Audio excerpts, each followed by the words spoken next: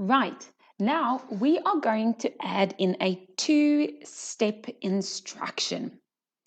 This will mean that we will make our background a little bit more exciting by adding in a when clicked instruction. So I'm going to show you what this looks like. So now we can see we are back in our commands. So I can see in my commands, I can get when clicked, and this we will call an event block. So when clicked, when we click, now the computer is going to ask when you click what? When you click your tuna, your trout, or your clownfish. I'm going to say when I click on my tuna fish, I would like now, I can see, so when click tuna, does the computer know what to do? No, we still need to give it the instruction. So when I click on my tuna, what do I want the computer to do?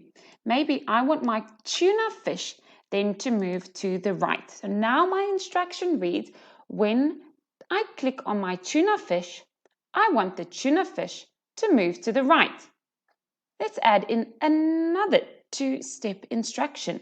So I am dragging it, my block, my event block now. When I click on my clownfish, I would like my clownfish to move to the left.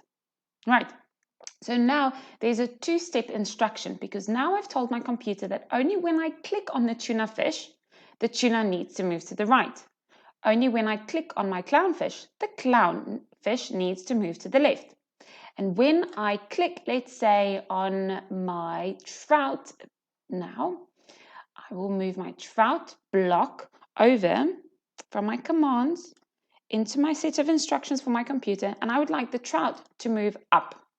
So now we are going to have a look at, let's read these instructions that I've given the computer together, because it's very important that we understand that if we do not give the computer the correct instructions, the computer will not know what to do. Right. When clicked, so when I click on my tuna fish needs to move to the right. So that is a two-step instruction because the first instruction, or the first step in my instruction is only when I clicked on the tuna fish, then my computer needs to know then only the tuna fish will move to the right. Only when I click on my clownfish, the clownfish needs to move to the left. Only when I've clicked on my trout fish, the trout needs to move up. Now let's see what that looks like.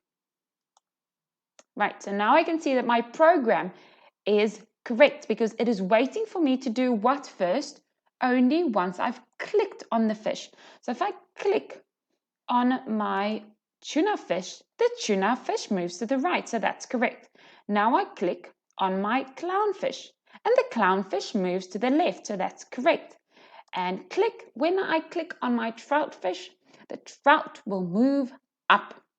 So this is now giving my computer a two-step instruction because it's one instruction, but it's only once I've clicked on the fish that it needs to start moving, because we can see that before I clicked on the fish, they were all still.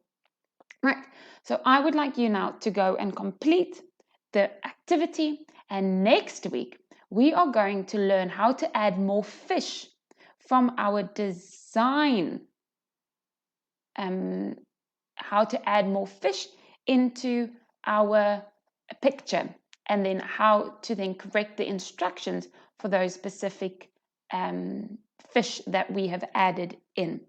I hope you had lots of fun learning more about coding.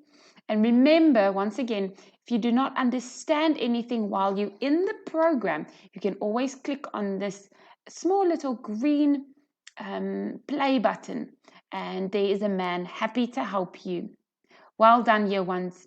You are doing amazingly. Keep up the hard work.